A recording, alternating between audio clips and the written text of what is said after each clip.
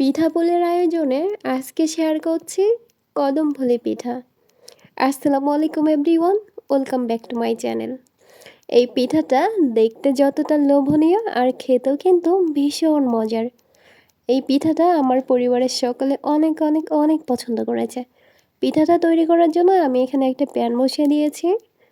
তো এই প্যানটা গরম হয়ে আসলে দিয়ে দিচ্ছি গুড়।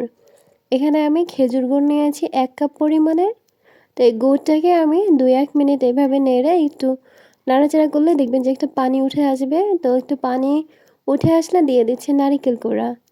এখানে আমি 2 কাপ পরিমাণে নারিকেল কোড়া দিয়েছি।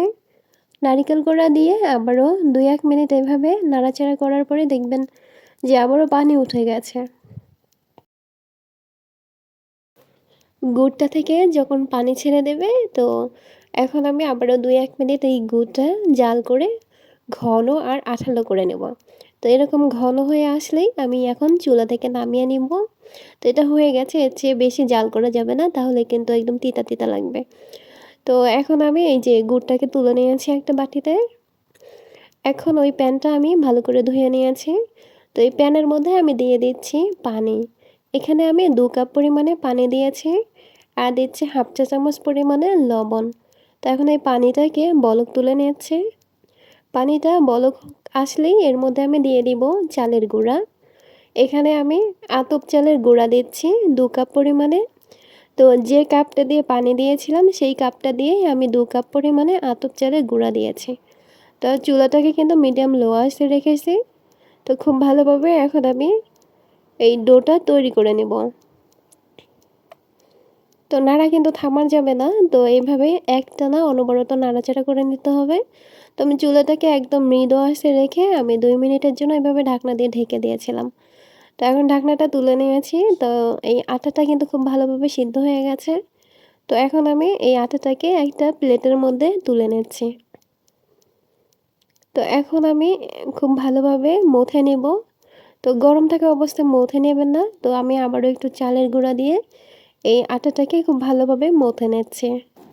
2 মিনিট সময় নিয়ে এই আটাটাকে আমি ভালোভাবে মথে নিচ্ছি। তবে এই মথে নেওয়াটা যতটা ভালো হবে, পিঠার শেপটাও কিন্তু ততটাই ভালো হবে। তো এই পিঠাটা শেপ করার জন্য আমি এখানে একটা চামচ নিয়েছি।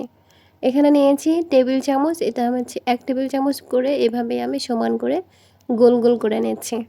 তো এইভাবে চামচ দিয়ে নিলে সবগুলোই কিন্তু সমান হবে আর ছোট বড় হওয়ার কিন্তু কোনো রকম কোনো চান্স থাকবে না।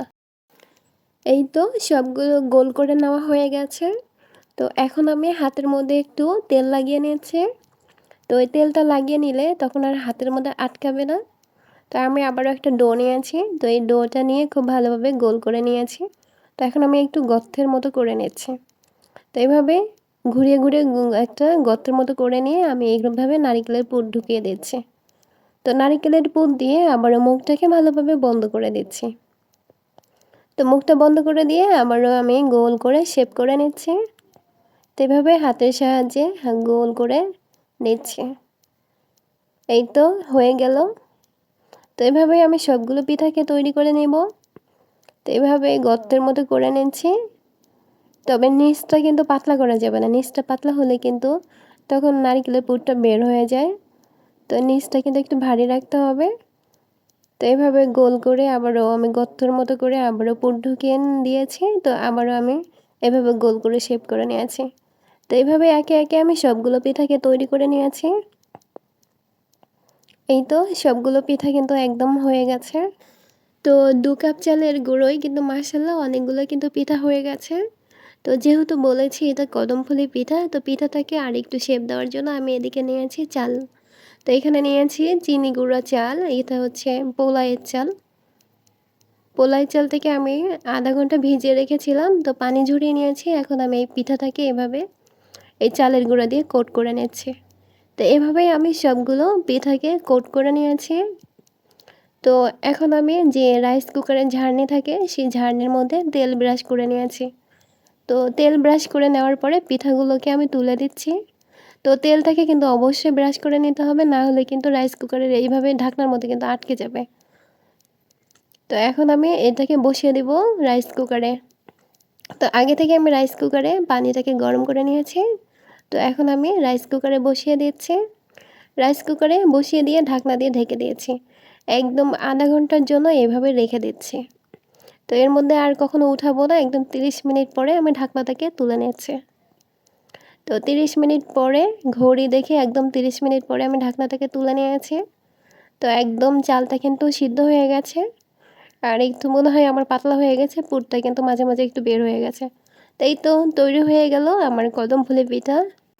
পিঠাটাকে আর একটু সৌন্দর্য বৃদ্ধি করার জন্য আমি এদিকে নিয়েছি রেড ফুড কালার। তো একটু সামান্য পরিমাণ করে আমি রেড ফুড কালার উপরে দিয়ে দিচ্ছি। তো এতে করে আমার কাছে দেখতে খুব সুন্দর লাগছে। আর যে কোনো জিনিস দেখতে সুন্দর লাগলে খাওয়ার কৌতূহল এমনিতেই জাগে।